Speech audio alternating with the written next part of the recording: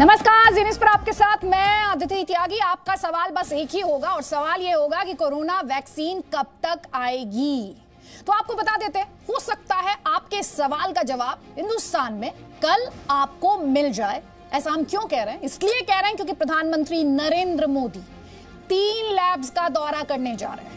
जिन 3 labs का दौरा करने जा रहे हैं उसमें जल्दी से आपको बता देती हूं, खुद प्रधानमंत्री द्वारा इसकी जानकारी दी गई है। प्रधानमंत्री जायडस बायोटेक पार्क जाएंगे जो कि अहमदाबाद में है। प्रधानमंत्री भारत बायोटेक के लैब में जाएंगे, हैदराबाद सिटी है। और साथ ही आपको बता देते हैं serum institute of India Pune में भी प्रधानमंत्री होंगे। और खुद प्रधानमंत्री मोदी द्वारा यह कहा गया कि वो फर्स्ट हैंड इंफॉर्मेशन हासिल करना चाहते हैं वैक्सीन डेवलपमेंट को लेकर और मैन्युफैक्चरिंग प्रोसेस को लेकर। इसे आप आत्मनिर्भर भारत के साथ भी जोड़कर देख सकते हैं, क्योंकि आप लगातार ये देख रहे हैं कि दुनिया भर में एक तरह की होड़ लगी हुई है, वैक्सीन को लेकर रेस चल रही है। और इसी रेस में हिंदुस्तान कहां पर खड़ा है, इन 3 शहरों में लैब का दौरा करके प्रधानमंत्री मोदी इसी का जायजा लेने वाले हैं। हमारे साथ अब से बस थोड़ी ही देर में डॉक्टर वीके पॉल जुड़ेंगे, जो कि प्रधानमंत्री मोदी के साथ मीटिंग्स में एक जाना माना चेहरा रहे हैं। नीति आयोग में हेल्थ और न्यूट्रिशन वर्टिकल के वो प्रमुख हैं और साथ ही जो डिस्ट्रीब्यूशन प्लान है उसमें भी बहुत अहम स्टेक होल्डर वो हैं। देखिए, हम आपको जो भारत की तरफ से अब तक वैक्सीन डेवलपमेंट के लिहाज से काम किया जा रहा है, बाकायदा इंफॉर्मेशन के माध्यम से, ग्राफिक्स के माध्यम से आपको समझाने की कोशिश कर रहे हैं। और साथ ही डॉक्टर वीके पॉल से ये जानेंगे कि इस वक्त भारत वैक्सीन की इस रेस में कहां खड़ा है, क्या हमें और आपको जल्द ही कोई अच्छी खबर मिल सकती है। लेकिन इसी बीच हमारे साथ डॉक्टर राजेश मल्होत्रा हैं। डॉक्टर राजेश मल्होत्रा, आपको बता दूं, एम्स के कोविड सेंटर के प्रमुख हैं और जिस तरह के चैलेंजेस बीते दिनों में आए हैं, बीते कुछ हफ्तों में आए हैं, उसी को लेकर हमने जी न्यूज ने उनसे बात की है। हमारे साथ एम्स के कोविड सेंटर के हेड डॉक्टर राजेश मल्होत्रा हैं। डॉक्टर मल्होत्रा, बहुत बहुत स्वागत है आपने अपने इतने बिजी स्केड्यूल से। मैं समझ सकती हूँ बहुत स्ट्रेसफुल टाइम्स हैं, बिजी टाइम्स है, लेकिन आपने जी न्यूज के लिए वक्त निकाला, उसके लिए बहुत बहुत शुक्रिया सर। धन्यवाद। डॉक्टर मल्होत्रा, सबसे पहले हम लगातार डेटा पढ़ रहे हैं, आंकड़े पढ़ रहे हैं, मरने वालों का आंकड़ा भी पढ़ रहे हैं और हर किसी के मन में, जो समय जी न्यूज के करोड़ों दर्शक भी आपको देखना और सुन रहे हैं, इस वक्त जो देख रहे हैं, वो एक डॉक्टर से समझना चाहते हैं इस समय जो हालात हैं वो कितने ज्यादा गंभीर हैं, दिल्ली में भी, राजधानी दिल्ली में भी और हिंदुस्तान के लिहाज से भी। जी, तो अदिति, जैसे आप जानते हैं कि जो पूरे देश के जो आंकड़े हैं वो ये बताते हैं कि जो संख्या लगातार कम हो रही है और दिल्ली में भी जो हमें दीपावली के बाद जो एकदम से हमारे नंबर्स बहुत ज़्यादा हो गए थे। अब आपने देखा होगा कल करीब 5,500 के करीब केसेस हुए हैं। तो मुझे लगता है कि एक जो बहुत नंबर जो बढ़ गया था उसी का ही ये रिफ्लेक्शन है कि जो डेथ रेट ज़्यादा हो गया है। क्योंकि देखिए, एक जब 100 लोग प्रभावित होते हैं तो हमें पता है कि उसमें से जो 60 है उनको बिल्कुल ही, कभी ऐसा होता है कि बिल्कुल ही माइनर है या उनमें से बहुत से एसिम्प्टोमेटिक हैं।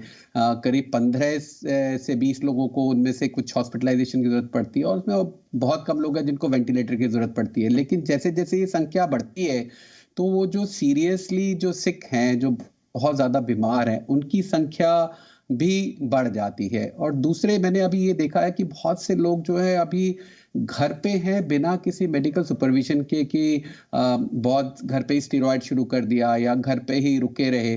तो ऐसे में कई बार अगर उनकी तबीयत बिगड़ती है तो वो हॉस्पिटल में बड़ी देर से आते हैं। और हम ये भी जानते हैं कि इस समय जो हालात बिगड़े हुए हैं उनमें जो संख्या बढ़ी है उसमें एक बड़ा कारण जो है वो पोल्यूशन का भी है, सर्दी का भी है। अब बहुत सी कफ कोल्ड लोगों को खांसी जुकाम इस मौसम में वैसे भी हो जाता है।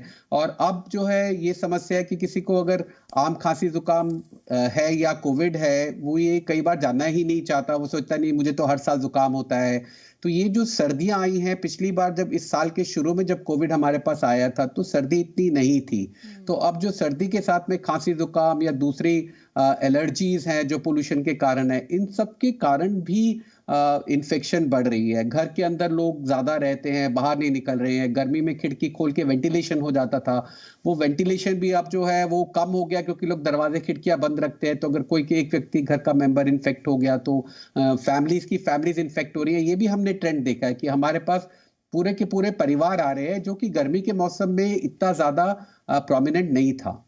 तो ये सब फैक्टर मिला के जो है संख्या भी बढ़ रही है और इसमें जो भी हमारे ऐसे लोग हैं जिनको बहुत सी बीमारियां हैं, खास करके अगर उनको पहले से लंग्स की कोई बीमारी है या डायबिटीज है या हार्ट प्रॉब्लम है, हाई ब्लड प्रेशर है या और किसी तरह के कैंसर है, ये सब पेशेंट भी जो है कोविड से बहुत ज्यादा प्रभावित हो जाते हैं क्योंकि उनके शरीर में बीमारी से लड़ने की क्षमता कम होती है। इसी तरह बहुत सारे जो बुजुर्ग हैं 80 साल से 85 साल से ऊपर हैं, उनको भी ट्रीट करना बहुत चैलेंजिंग हो गया है। तो ये इस समय हमारे सामने मुश्किल ये है कि हमें इसको सामाजिक रूप से इसको कंट्रोल करना है। लोग थोड़ी ढिलाई हो गई है, हर जगह दिखती है, तो लोगों को अपने आप को थोड़ा सा अनुशासित करना पड़ेगा और जो भी हाई रिस्क ग्रुप हैं, जो बहुत सी बीमारियों वाले लोग हैं, बुजुर्ग हैं, उनको समय से ही मेडिकल ट्रीटमेंट लेके ठीक समय पे ही हॉस्पिटल में एडमिट होना है, उसमें ढिलाई नहीं करनी है। तो डॉक्टर मल्होत्रा लगातार हमारे साथ हैं और हम उनसे ये जानेंगे कि राइट टाइम, आपको कैसे पता चले कि अब आपका हॉस्पिटल जाने का वक्त आ गया, ये सवाल मैं उनसे पूछूंगी। लेकिन हमारे साथ डॉक्टर वीके पॉल जुड़ गए हैं, आप उन्हें इस वक्त स्क्रीन पर भी देख पा रहे हैं। प्रधानमंत्री के साथ मीटिंग्स में एक जाना माना चेहरा, इसके अलावा नीति आयोग में हेल्थ एंड न्यूट्रिशन वर्टिकल्स के प्रमुख। और डॉक्टर पॉल, बहुत बहुत स्वागत है सर, जी न्यूज के लिए आपने वक्त निकाला है, उसके लिए बहुत बहुत शुक्रिया। I can understand it's a busy schedule for you. सब पहला सवाल तो ये है, प्रधानमंत्री कल 3 इंस्टीट्यूट्स में जाने वाले हैं, आप भी जा रहे हैं सर उनके साथ? नहीं, मैं नहीं जा रहा हूं, हम यहाँ बैठ के और बहुत इंपॉर्टेंट काम इसी आगे बढ़ाएंगे। प्रधानमंत्री जी जा रहे हैं और वो इनकरेज करेंगे, वो देखेंगे, सुविधाएं भी देखेंगे, कैपेसिटी भी देखेंगे, सुनेंगे भी कैसी प्रोग्रेस हो रही है। And it is a great recognition of the work being done by vaccine companies which have really risen to the occasion. So it's a very special moment for science and technology and healthcare R&D in our country. Doctor VK Paul, जब प्रधानमंत्री इस तरह से 3 labs में जाते हैं, तो मैं एक लेमैन के लिहाज से बात करूं, आम नागरिक होने के लिहाज से बात करूं, इसके क्या मतलब निकाले जाने चाहिए? क्या हम जैसे लोग, आम भारतीय, ये उम्मीद कर सकते हैं कि बड़ा अनाउंसमेंट हो सकता है हिंदुस्तान में वैक्सीन डेवलपमेंट को लेकर? और क्या अब ये माना जाए कि वैक्सीन कुछ महीने दूर है, 1.5 महीने, 2 महीने दूर है? इस मौके को हमें इस तरह से लेना चाहिए कि पेंडेमिक की लड़ाई में, कोविड-19 की पेंडेमिक की लड़ाई में जो फाइनल फ्रंटियर है वो science, research and development and vaccine development से लड़ी जाएगी, ये क्लियर है। और उसमें दूसरी बात ये जुड़ती है कि हमारे देश में इस लड़ाई को करने के लिए हमारा जो रिसर्च एंड डेवलपमेंट का, वैक्सीन प्रोडक्शन का, साइंस एंड टेक्नोलॉजी का और उसको कार्यान्वित करना ग्राउंड तक, उसकी कैपेबिलिटी हमारे सिस्टम में मौजूद है। और हम दुनिया को सप्लाई करते हैं वैक्सीन आज तक। बच्चों के वैक्सीन प्रोग्राम हो, मदर्स का हो, तो लगभग मोर देन 60% जो वैक्सीन सप्लाई है वो हमारे देश से जाती है डेवलपिंग कंट्रीज के लिए। तो उसी कड़ी में एक बहुत तेज गति से कोविड-19 के वैक्सीन को डेवलप करना, उनका स्टॉक पाइल बनाना, ये भूमिका जो है देश की, ये एक अचीवमेंट है। तो उनके जाने से इस काम में जो लगे हैं उनकी रिकग्निशन होती है। इस काम में जो आगे काम आएगा उसके ऊपर फोकस आता है कि देश की सेवा में एक final solution, eventually I hope कि फाइनल सोल्यूशन होगा कोविड-19 की लड़ाई के प्रति। तो पहले तो उस तरह से इसको लेना चाहिए। ये भी सही है कि जो प्रोग्रेस वहां चल रही है वैक्सीन R&D की, वैक्सीन डेवलपमेंट एंड मैन्युफैक्चरिंग की, उसमें तेज गति भी आएगी। लेकिन जैसा माननीय प्रधानमंत्री जी ने कहा है कि फैसला करना कि कौन सा वैक्सीन कब आए, ये साइंस का फैसला है, रेगुलेटर्स का फैसला है और उस फैसले में साइंस को ही सर्वोपरि रखा जाएगा और वो सारी क्राइटेरिया पूरा होने के ऊपर ही, सारी जो उसके पैरामीटर्स हैं पूरे होने के बाद ही होगा। उसमें वो अलग ट्रैक है, लेकिन अपने अचीवमेंट को, अपनी कैपेसिटी को और अपनी ऑप्टिमिज्म को सेलिब्रेट करना और रिकॉग्नाइज करना, ये इसमें इस विजिट में चिन्हित होता है। डॉक्टर पॉल, आप खुद एक इम्पॉर्टेंट स्टेक होल्डर हैं, आप प्रधानमंत्री के साथ मीटिंग्स में रहे हैं, आपने खुद वो मीटिंग्स अटेंड किए हैं, आपने एक्सप्लेन किया कि कैसे ये साइंस और टेक्नोलॉजी और R&D को सेलिब्रेट करने का मौका है। लेकिन एट द सेम टाइम एक आम भारतीय अगर आपसे ये जानना चाहे कि वैक्सीन डेवलपमेंट को लेकर वास्तविक स्थिति फिलहाल क्या है? वास्तविक स्थिति जो है उसको एक दो तरह से मैं समराइज करता हूं। सबसे पहले लीजिए, विदेश से शुरू करते हैं। हम सुन रहे हैं कि 2 वैक्सीन है, फाइजर का है, मॉडर्ना का है। उनकी काफी हद तक काम पूरा हो गया है उसकी रिसर्च, और उसको वो फाइल करेंगे कि रेगुलेटर उनको अप्रूवल दे। एक तो ये अपडेट हो गया। दूसरा अपडेट है कि ऑक्सफोर्ड वैक्सीन का भी सुनते हैं कि काफी हद तक बड़ा है, कुछ उन्होंने इंटरिम फाइंडिंग्स बताई हैं, लेकिन वो भी अब रेगुलेटर के पास जाएगा। तो अगर इंटरनेशनल सिनेरियो लेते हैं तो अभी आज भी याद रहे कि कोई भी वैक्सीन आज लाइसेंस नहीं हुआ है। Please understand that. We still have to go through the final scrutiny by the scientists through the regulatory system, which is the final frontier to be crossed. Whatever we may do about development, but finally it is for the regulator and the science experts to decide. Likewise, अगर हम देश में वापस आते हैं तो कम से कम जैसे इतनी प्रोग्रेस हुई है, उसमें 5 वैक्सीन है हमारे जो कि ह्यूमन ट्रायल्स में है, और उसमें से ऑक्सफोर्ड वाला वैक्सीन वही है जो एस्ट्राजेनेका यूके में चल रहा है, और भी जगह पे उसका ट्रायल हो रहा है। उसकी तरक्की अच्छी चली हुई है। तो जैसे जैसे इनके फाइनल रिजल्ट्स आते हैं तो फिर वो हमारे रेगुलेटर को अप्रोच करेंगे और फिर फैसला होगा। दूसरा वैक्सीन हमारे देश का, जहां हैदराबाद में जाएंगे भी प्रधानमंत्री, वो भारत बायोटेक का है। उसमें अभी फेज 3 शुरू हुआ है कुछ ही दिन पहले, और उसमें थोड़ा वक्त लगेगा, और उसके हमें पूरा वेट करना चाहिए उन चीजों को होने के लिए। और यही लगभग जो पोजीशन है वो कैडिला जाइडस वैक्सीन की है। और चौथा जो रशियन वैक्सीन है वो भी फेज 2 फेज 3 होता हुआ जाएगा। तो ये वास्तविक स्थिति है। इसका मतलब ये है कि आज कोई वैक्सीन हमारे पास नहीं है, और इतने ही 2-4 दिन में 10 में आना ऐसा भी नहीं है। थोड़ा पाथवे अभी आगे जाना पड़ेगा। इन डेवलपमेंट्स पे नजर रखिए। उम्मीद बहुत है, ऑप्टिमिज्म बहुत है, जैसा जैसा भी समझ आ रहा है, जो भी डेटा अवेलेबल बताया जा रहा है पब्लिक डोमेन में। लेकिन सच्चाई तब सामने आएगी, फैसला तब सामने आएगा जब साइंटिफिक स्क्रूटनी के बाद एक लाइसेंशियर मिलेगा। हम उस दिन का इंतजार करेंगे और उम्मीद करेंगे कि वो दिन भारत के वैक्सीन के लिए जल्दी आएगा और इंटरनेशनल वैक्सीन के लिए भी जल्दी आएगा। डॉक्टर वीके पॉल, आपसे जब संवाद करें तो हमारी कोशिश ये है कि जो हमारे करोड़ों दर्शक हैं उन्हें वैक्सीन डेवलपमेंट को लेकर पूरी तस्वीर समझ में आए, क्योंकि इस वक्त हम बहुत ज़्यादा पढ़ रहे हैं, देख रहे हैं, सुन रहे हैं।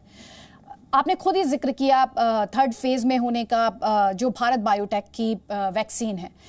हमारे दर्शक लगातार पढ़ते हैं ये वैक्सीन 2nd फेज में है, ये वैक्सीन 3rd फेज में है, ये 2nd फेज, ये 3rd फेज। इससे देश की जनता को क्या समझना चाहिए?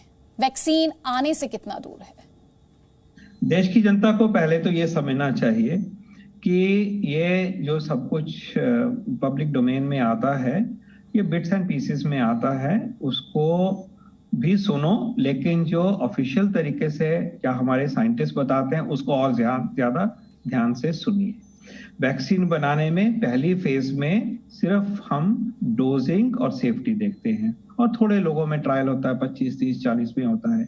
फेज 2 में देखते हैं कि वो एंटीबॉडी बनते हैं जो कि प्रोटेक्ट करेंगे, कि वो आते भी हैं कि नहीं है।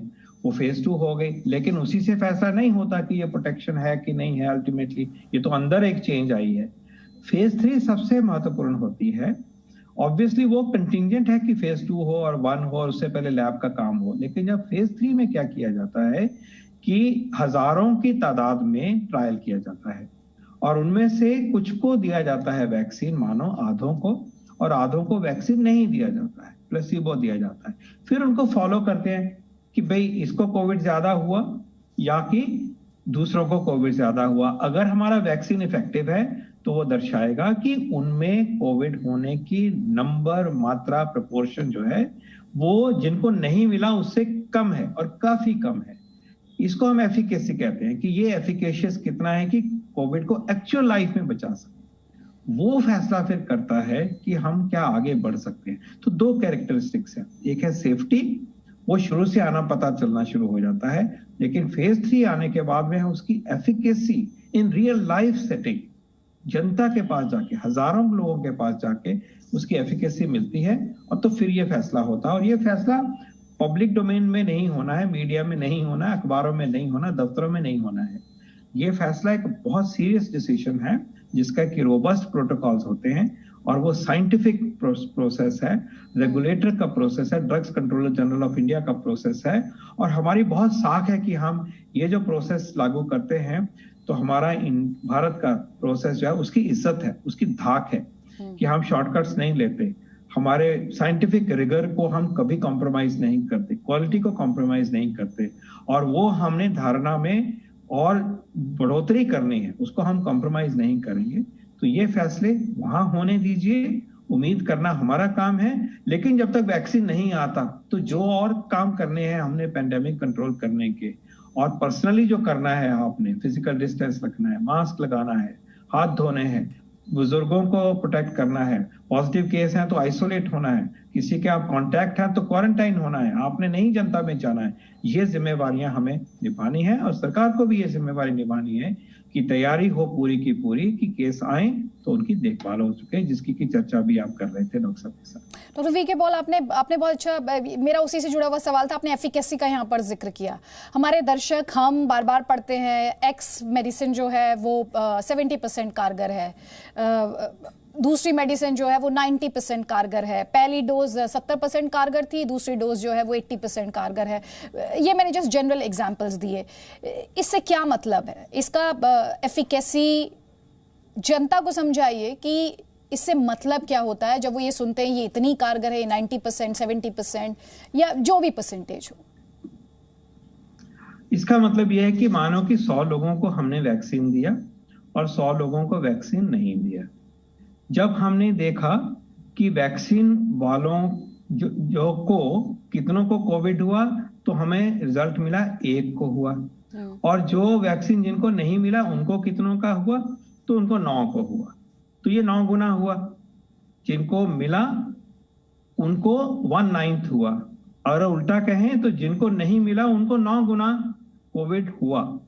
ठीक है, 1% वर्सेस 9%। तो हम कहेंगे कि जिनको मिला उनमें 90% प्रोटेक्शन हो, लगभग हम इस तरह से ले सकते हैं। और 50% प्रोटेक्शन का मतलब ये हुआ कि लोगों में जब वैक्सीन मिल जाता है तो उनमें आधा प्रोपोर्शन ही हुआ, आधी टेंडेंसी हुई कि अगर उधर 10 लोगों को हुआ है तो इनमें उसी नंबर में 5 को हुआ, तो 50% प्रोटेक्शन हुआ है।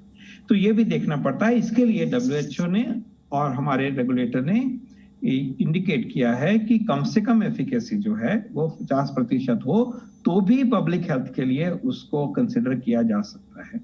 और क्योंकि ये भी याद रहे कि एक रेयर बात होती है कि कोई भी वैक्सीन, कोई भी दवा 100% इफेक्टिव हो, ऐसा नहीं होता। रियल लाइफ में ऐसा नहीं होता। सिर्फ एक टेटनस टॉक्सॉइड एक वैक्सीन है जो कि लगभग पूरा ही प्रोटेक्ट कर देता है, बाकियों में 100% नहीं होता, 100 से कम होता है। लेकिन जब बहुत सारे लोगों को वैक्सीन मिल जाता है तो कम्युनिटी में प्रोटेक्शन जो है वो बड़े स्केल पे हो जाती है। तो ये फैसले भी कि किस पॉइंट पे हम रिकमेंड करें, साइंटिफिक फैसले हैं। ये मीडिया में और आम तरीके से इसको नहीं लेना चाहिए। हमें फेथ होनी चाहिए कि जब ये फैसले सामने आएंगे, रेगुलेटर के द्वारा बताए जाएंगे, साइंटिस्ट के द्वारा बताए जाएंगे, हमारा national technical advisory group on immunisation है उनके द्वारा बताए जाएंगे और सरकार की तरफ बताए जाएंगे, तो उस टाइम पे, उस डेटा पे, उस रिकमेंडेशन पे हमें फेथ करनी है और उसको फिर आगे बढ़ा के जाना है। उस वैक्सीन को लेना है, उस वैक्सीन के बारे में हमने आगे प्रस्तुति करना है। जिन प्रायोरिटी ग्रुप्स को सरकार मिलके स्टेट्स के साथ प्रायोरिटाइज करे। डॉक्टर वी के पॉल, अब डिस्ट्रीब्यूशन पर आपसे बात करना चाहती हूँ। आप खुद उसका ब्लूप्रिंट तैयार कर रहे हैं, तरह तरह की बातें पढ़ने में आ रही हैं। दूर दराज में जो व्यक्ति बैठा है उस तक मेडिसिन, दवाई, वैक्सीन कैसे पहुंचेगी, पोस्टमैन के जरिए जाएगी, मिल्क बूथ का इस्तेमाल होगा, तरह तरह की बातें सामने आ रही हैं। जी न्यूज़ से डॉक्टर रणदीप गुलेरिया, उनकी तरफ से एक आ गया, जैसे इलेक्शंस होते हैं तो इंश्योर किया जाता है कि पोलिंग बूथ जो है वो आपके नियर ही हो, आपके करीब ही हो। ऐसे ही जो वैक्सीनेशन सेंटर हैं वो भी नज़दीक होने चाहिए ताकि सेकेंड डोज, थर्ड डोज जल्द से जल्द प्रोवाइड की जा सके। उस पर आपका क्या टेक है सर? आप सही बात कह रहे हैं। कुछ चीजें इसी तरह से सामने आ रही हैं कि ये वैक्सीन, पहली बात है कि बड़ों का वैक्सीन है। आज तक हम लोग वैक्सीन इस्तेमाल करते हैं, बच्चों के होते थे और महिलाओं के होते थे जब प्रेगनेंसी में टेटनस का वैक्सीन लगता है जैसे। तो अभी पैराडाइम बदल गई है, ये बड़ों का है, महिलाओं का भी, पुरुषों का भी वैक्सीन है, बुजुर्गों का लिए वैक्सीन है। तो इसके लिए ऑब्वियसली हमें नई सोच लगानी पड़ेगी, लेकिन नई सोच लगाने से पहले हमारे पास इतना एक्सपीरियंस है कि हम उस एक्सपीरियंस को यूज करेंगे। हम जो यूआईपी जो हमारा इम्यूनाइजेशन प्रोग्राम है, उसमें लगभग 65 करोड़ डोज हर साल दिए जाते हैं। तो इतना एक्सपीरियंस हमारे पास मौजूद है। हमें मालूम है कि कोल्ड चेन को नीचे तक लेके कैसे संभव करना है। कम्युनिटी में टीके लगते हैं वो वाले। तो ऐसा नहीं है कि बिल्कुल हम जीरो से शुरू कर रहे हैं। हाँ, ये बड़े तौर पे होगा, उससे ज्यादा होगा, और हमने बाकी जो सर्विसेज हैं उसको कॉम्प्रोमाइज नहीं करना है। इसलिए हमारी कैपेसिटी और हमारे ह्यूमन रिसोर्सेज इससे ज्यादा होंगे, काफी ज्यादा होंगे। लेकिन ये बात भी सही है कि हम इसके लिए डिजिटल प्लेटफॉर्म यूज करेंगे। उसका नाम है कोविन।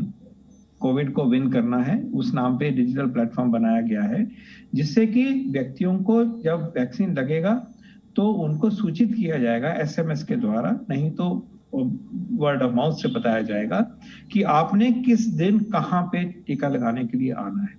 तो ये व्यवस्था सुनिश्चित की जाएगी टेक्नोलॉजी के जरिए से, बेस्ड ऑन एक्सपीरियंस, कि आप इस दिन यहाँ पे आइए, इस फैसिलिटी पे आइए, सब सेंटर पे आइए, या पीएचसी में आइए, या फिर एक कम्युनिटी में बूथ लगा है इलेक्शन बूथ की तरह, आप उस दिन वहां आइए, सोशल डिस्टेंस मेंटेन होके क्यू लगेगा और आपको चिन्हित किया जाएगा, आपको टीका लगेगा और आपको एक सर्टिफिकेट मिलेगा।